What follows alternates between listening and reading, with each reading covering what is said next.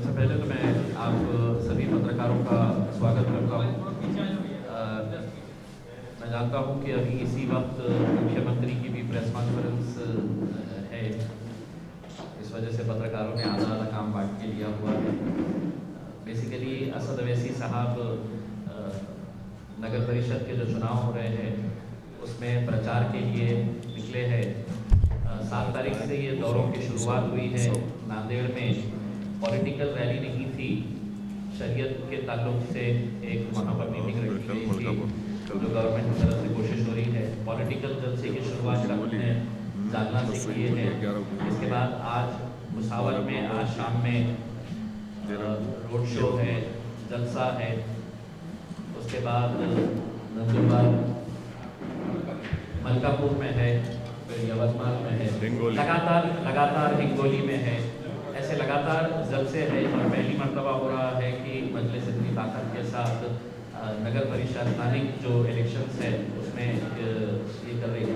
औरंगाबाद में जब आए थे तो हमने सोचा कि पत्रकारों के साथ एक बहुत अच्छा रिलेशन मजलिस का रहा है, इसीलिए हमने ये प्रेस कॉन्फ्रेंस ऑर्गेनाइज की है।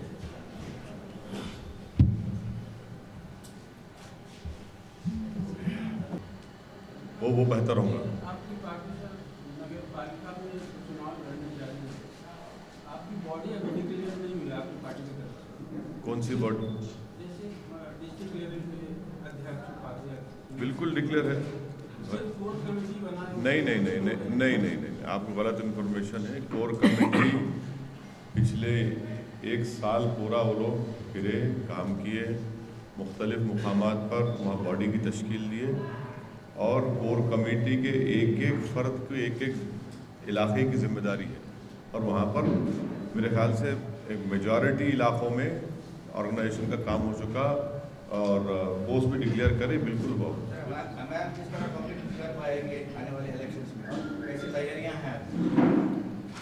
ये इलेक्शन की तैयारी के सिलसिले में भी निकला कैंपेन करने के लिए और हमको पूरी उम्मीद है कि इंशाअल्लाह ताला अच्छी कामयाबी मिलेगी हमारे को और इस सिलसिले में सब तरह से कोशिश हम लोग कर रहे हैं। लोकल लेवल पे आपने किसी से अलायंस कराया? नहीं, लोकल लेवल पे तो किसी से अलायंस अभी नहीं हुआ है, ऐसा कोई अलायंस नहीं वो नहीं हुआ। सर आपको ऐसा लगता है कि डिसीजन लिया गया? डिसीजन लिया गया? देखिए, सबसे पहली बात तो यह है कि आपकी बात से सही है क्योंकि जनवरी 2017 में एक मिनट ठहर जाओ भाई, प्रेस वालों को आगे बैठने दीजिएगा, बाकी के वॉलंटियर जो है वो पीछे बैठिए। सबको पीछे करो भाई।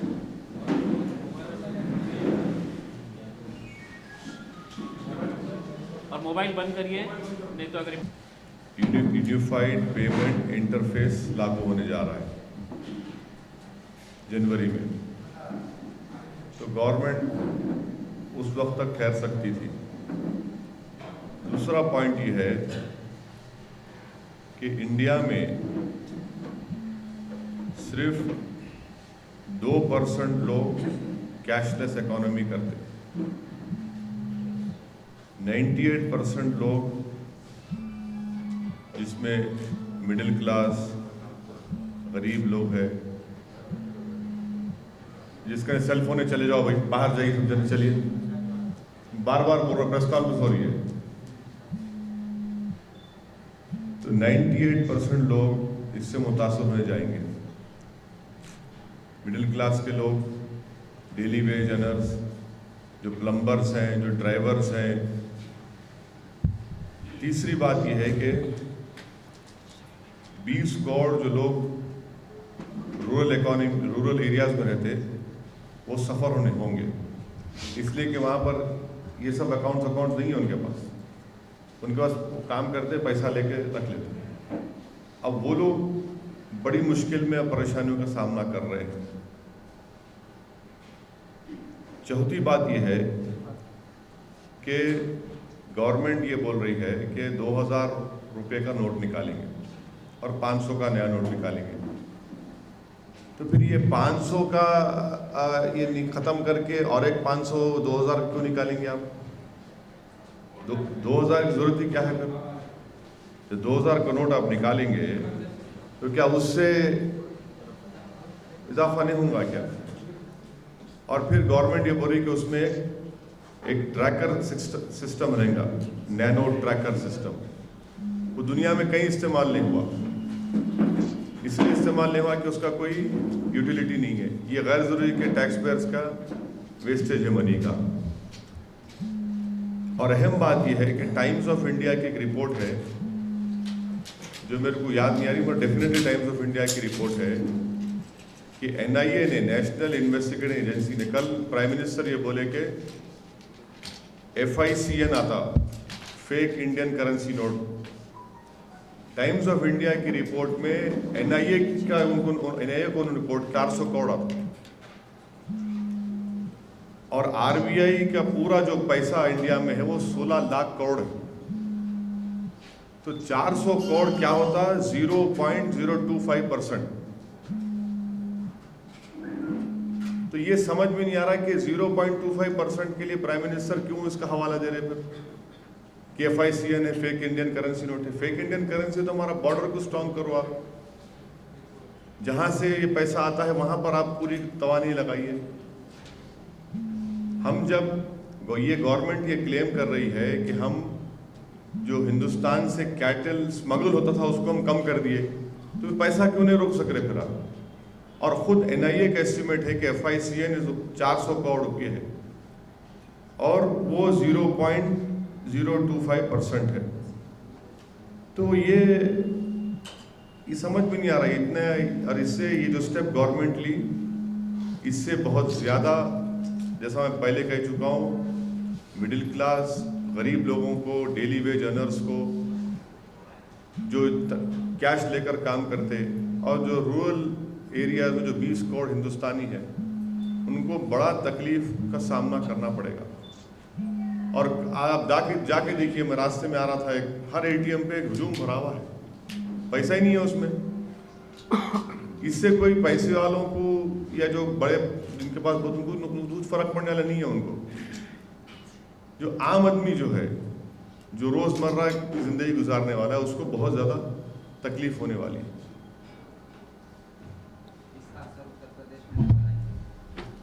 नहीं, उत्तर प्रदेश में नहीं, इसका असर तो हर गरीब को नजर आएगा ना। अब मिसाल के तौर पे कोई काम करने वाले हमारे घर में है, उनको हम पैसे दिए, तनख्वाह दिए, अब वो क्या करेंगे? अब वो चेंज भी नहीं करा सकती ना वो। अब 2 दिन बैंक बंद है। जो गरीब लोग हैं उनको तो रोज खरीदना पड़ता ना, आटा, दाल, चावल, टमाटे, जो भी खरीदना पड़ता, वो तो खरीद नहीं सकते। अब ये फायदा होगा, नुकसान होगा, पर एक बात तो है कि बीजेपी का जो कोर वोटर बेस है वो स्मॉल ट्रेडर है, उसको तो असर पड़ रहा है। वो तो बोल रहा है कि हमारे बुरे दिन आ गए।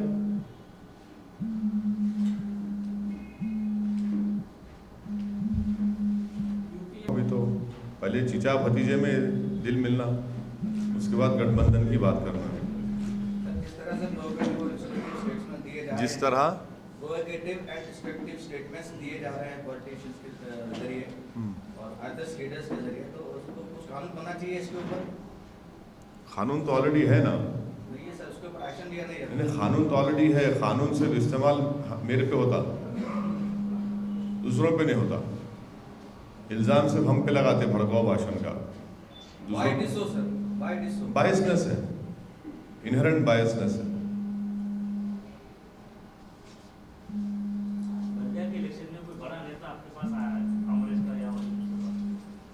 इतने बड़े नेता आने में से बड़ा कौन आता जी?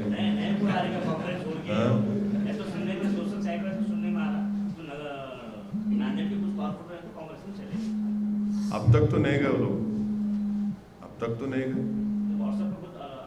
वो व्हाट्सएप पे तो बहुत चलता रहता हूँ, अब तक तो नहीं गए वो लोग। देखिए क्या होता है।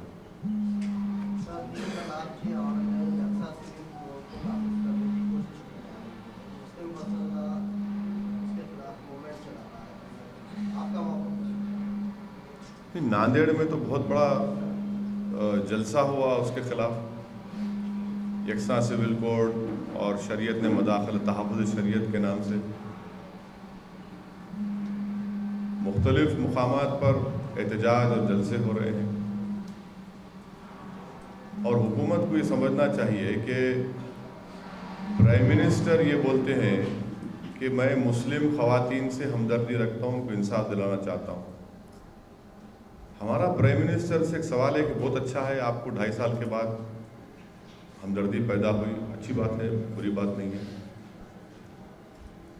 मगर सवाल ये पैदा होता है कि इखलाक को जो लोग मारे, वो मुल्ज़िमीन को उनको नेशनल फ्लैग में उनकी बॉडी को ड्रेप करते और यूनियन मिनिस्टर जाकर मरने वाले के ख़ानदान से उनसे ताज़ियत पेश करते हैं। उनको क्या असर पड़ता उन लोगों पे? प्राइम मिनिस्टर बोलते मुस्लिम ख़वातीन से मैं इंसाफ दिलाऊंगा, तो ज़किया जाफरी को भी दिला दो ना। ज़किया जाफरी भी बेचारी बरसों से लड़ रही है अपने शौहर के लिए, तो आप कर दीजिए इंसाफ ज़किया जाफरी से। फिर भोपाल में एनकाउंटर हुआ, क्या हुआ नहीं मालूम, मगर हम बीजेपी की गवर्नमेंट से पूछना चाहते हैं कि क्या 8 लोग 32 फीट की दीवार कूद सकते क्या? अगर कूद सकते तो फिर आरएसएस वाले हमारे को चढ़ के देखो 32 फीट की दीवार। और फिर पूरे टीवी चैनल्स वो वीडियोस दिखाए कि पुलिस वायरलेस सेट में पुलिस बोल रही है कि 8 लोग खड़े हुए हैं, हाथ ऊपर है, हमसे बातचीत कर रहे। फिर एक में बोल रहे कि क्या करना, तो दूसरी तरफ से आवाज़ आ रहा निपटा दो।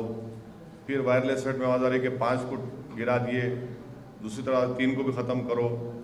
फिर एक वायरलेस सेट में आवाज़ आ रहा है कि अभी किसी को आने मत दो, अभी एक और फर्जी काम करना है।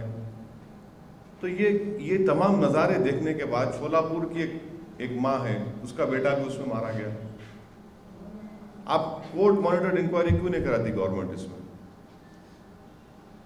दूध का दूध पानी का पानी हो जाएगा, जान के उनसे भी इंसाफ मिलेगा, उनको भी। मध्य प्रदेश गवर्नमेंट मारने वाले पुलिस वालों को 2-2 लाख का इनाम भी देती और फिर जुडिशियल इंक्वायरी भी कराती रिटायर्ड जज से। ये कौन सा इंसाफ है? और जहाँ तक रहा सवाल, प्राइम मिनिस्टर अगर बोल रहे हैं कि मुस्लिम औरतों से इंसाफ दिलाएंगे, मैं चैलेंज कर रहा हूँ बीजेपी के लोगों से कि गोवा में भी इलेक्शन है ना, प्राइम मिनिस्टर गोवा में जाके ऐलान कर देना कि गोवा में जो शादी का कानून है, शादी का कानून गोवा में ये है कि अगर कोई हिंदू औरत 25 साल की उम्र में उसको औलाद नहीं हुई तो हिंदू हमारा भाई यानी उसका शौहर एक और शादी कर सकता। 30 साल में उसको बेटा नहीं हुआ, उन्हें एक और शादी कर सकता। वहां जाके प्राइम मिनिस्टर बोलना मैं निकालता हूं कानून को। प्राइम मिनिस्टर ये क्यों नहीं बोलते कि उत्तर प्रदेश में जिस किसी की एग्रीकल्चर लैंड है उसमें औरतों को हिस्सा मिलेगा, लेट उसको हिस्सा ऐलान करो आप। मुस्लिम पर्सनल लॉ बोर्ड तो पहले ही फैसला लेके बोल दिया कि 2 मुस्लिम औरतों को भी एग्रीकल्चर लैंड में बाप की ज्यादा हिस्सा दो। प्राइम मिनिस्टर ऐलान कर दो आप, कौन रोक रहा आप?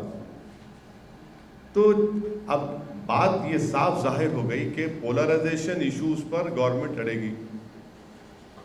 अमित शाह 3 तलाक के बारे में बोल रहे हैं, तो अच्छा नहीं लगता। फिर वो टेलीफोन कन्वर्सेशन याद आते, कैसा गुजरात ATS को इस्तेमाल किया गया था एक मैडम के, कहाँ जा रहे मैडम, किधर जा रहे।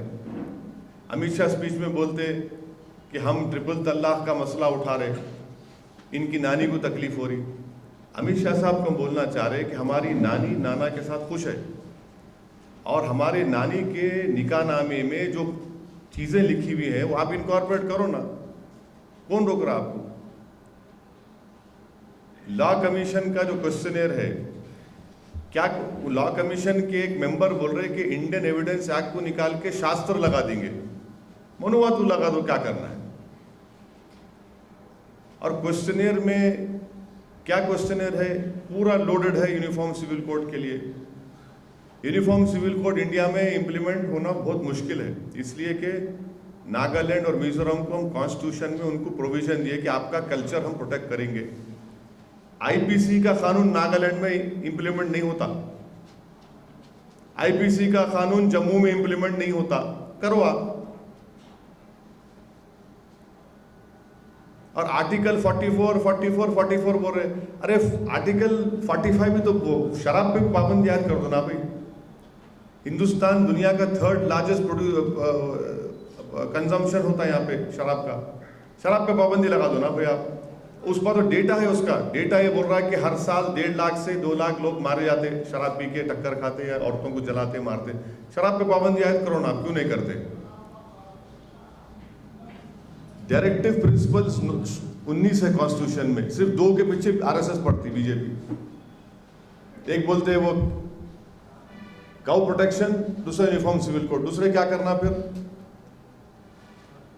आर्टिकल 37 है हमारे कॉन्स्टिट्यूशन में, वो बोलता है कि पूरी दौलत एक जगह जमा नहीं होना, आप उसको भूल जाते। तो ये सिलेक्टिव टारगेटिंग कर रहे हैं ताकि मुल्क में पोलराइजेशन हो। इनके पास कोई कंस्ट्रक्टिव एजेंडा रहा नहीं, महंगाई को कंट्रोल नहीं कर सक रहे। अच्छा भाई चलो, आप ये कल बोल दिए 500,000 गायब, तो 15 लाख आते क्या मेरे अकाउंट में? अब 15 लाख आना ना भाई मेरे अकाउंट में। अगर ये करने से 15 लाख आते तो करो, कहाँ है 15 लाख फिर हमारे? तो इसलिए बीजेपी हर महाज पे नाकाम साबित हो रही। और आखिरी बात यह है कि महाराष्ट्र में जो लोग एट्रॉसिटी खत्म करने की बात कर रहे, वो एट्रॉसिटी या खत्म नहीं होना। अगर आप एक सांस में अंबेडकर को जाके सलाम करते हैं तो फिर दूसरी सांस में एट्रॉसिटी कैसा निकालो बोलते? अगर अंबेडकर को मानने वाले हैं तो एट्रॉसिटी एक्ट को रखना पड़ेगा आपको। एट्रॉसिटी एक्ट कैसा निकालते? ये तो जुल्म है, ये डेटा है। आप एट्रॉसिटी एक्ट निकाल दो, फिर आप इलेक्शन में, अब म्यूनसिपल इलेक्शन में जाके बोल रहे 2 हमारे वोट दलित बस्तियों में। रिजर्वेशन की बात आप हम बोल रहे हैं कि ठीक है जिसको देना है दे दो आप। हमारे को तो कोर्ट बोल दिया ना, Bombay high court entry order बोला कि मुसलमान को दे दो आप, 5% दो इनको। क्यों इंप्लीमेंट नहीं करते आप? जब आप सबका साथ, सबका विकास, इंडिया फर्स्ट, इनकी सब बातें करते, करो ना भैया। आपको मुस्लिम औरतों से हमदर्दी, 2 हमारे बच्चे अब डॉक्टर बनना चाह रहे, कलेक्टर बनना चाह रहे, एसपी बनना चाह रहे, साइंटिस्ट बनना चाह रहे, आप दो ना। तो ये कंट्रडिक्शंस है इनके पास। और जो असली एजेंडा था नौजवानों को नौकरियां देने का, वो नहीं पूरा कर सक रहे। 5 साल में पहली मर्तबा कम नौकरियां निकली। जो बैंक से लोन लिया जा रहा, बैंक से लोन नहीं दे रहे फैक्ट्रीज को, बैंक से लोन दे रहे फूड प्रोडक्ट्स को, बैंक से लोन मिल रहा। इंडस्ट्रियल इन्वेस्टमेंट में पूरा जीरो हो गया।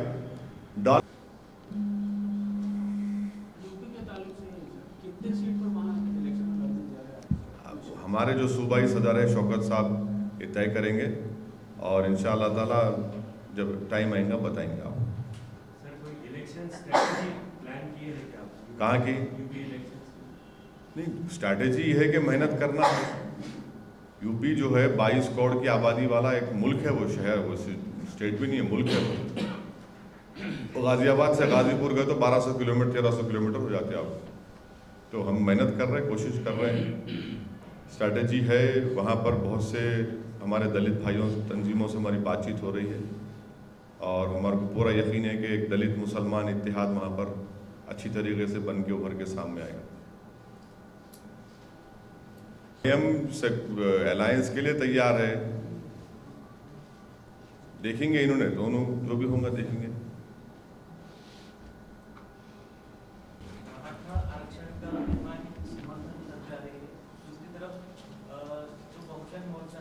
एट्रॉसिटी एक्ट कैसा निकालते भाई? पार्लियामेंट में बना हुआ कानून है वो, और डेटा अवेलेबल है जो महाराष्ट्र में आप नेशनल क्राइम रिकॉर्ड्स ब्यूरो देख लो।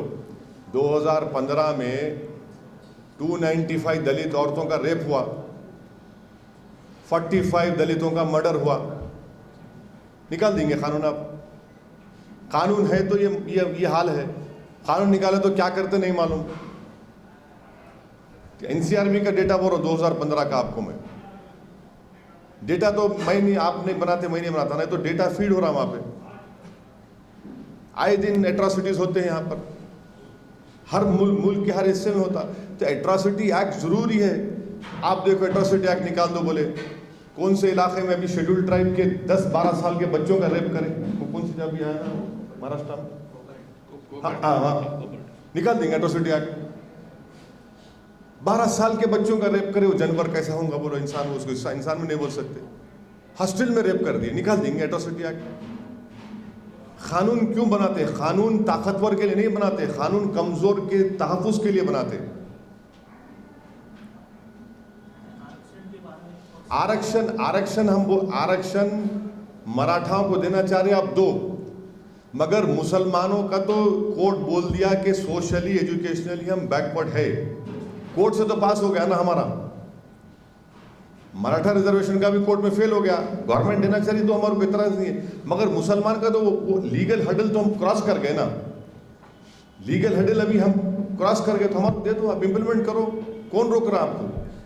और कोर्ट का जो ऑर्डर है बॉम्बे हाई कोर्ट का, वो बोल रहे हैं कि Muslims are educationally backward, to bring them into the social polity of the country they should be given reservation. Court agree हुआ, तो जब कोर्ट एग्री हो रहा, गवर्नमेंट क्यों एग्री नहीं हो रही? जब बीजेपी की गवर्नमेंट ये बोलती है कि हाँ सबका साथ सबका विकास, बीजेपी गवर्नमेंट कर्नाटका में थी, येदुरप्पा सीएम थे, रिजर्वेशन मुसलमानों को पहले से मिला था, कंटिन्यू करे येदुरप्पा। अब नेक्स्ट ईयर इलेक्शन है, बीजेपी बोल तो नहीं देंगे रिजर्वेशन, निकाल देंगे वहां से। कर्नाटका में बीजेपी 5 साल गवर्नमेंट का रिजर्वेशन मिला मुसलमानों को, तो यहां क्यों नहीं देते? यहां तो कोर्ट से हमारा पास हो गया, और हमारा डेटा है मुसलमानों का कि ये सोशली एजुकेशनली बैकवर्ड है। लिटरेसी रेट, एजुकेशन परसेंटेज, आपके मेडिसिन इंजीनियरिंग का एंट्रेंस, कॉलेजेस में इस सब ड्रॉप आउट रेट, महलों में गुर्बत, ये पूरी महमूद रहमान कमेटी की रिपोर्ट है। कमेटी की रिपोर्ट को हाई कोर्ट ने एक्सेप्ट किया और उसके ऊपर बोला कि दो इनको, तो उसको गवर्नमेंट नहीं मान रही। तो ये गवर्नमेंट को सोचना चाहिए ना। मैं आप हाजी अली में बोल रहे औरतों को भिजाना, हम बोल रहे रिजर्वेशन दे दो ना, हमारे बच्चे जाते पढ़ते। ये तो कॉन्ट्रडिक्शन है ना गवर्नमेंट का स्टैंड। आप खुद देखिए लोगों का।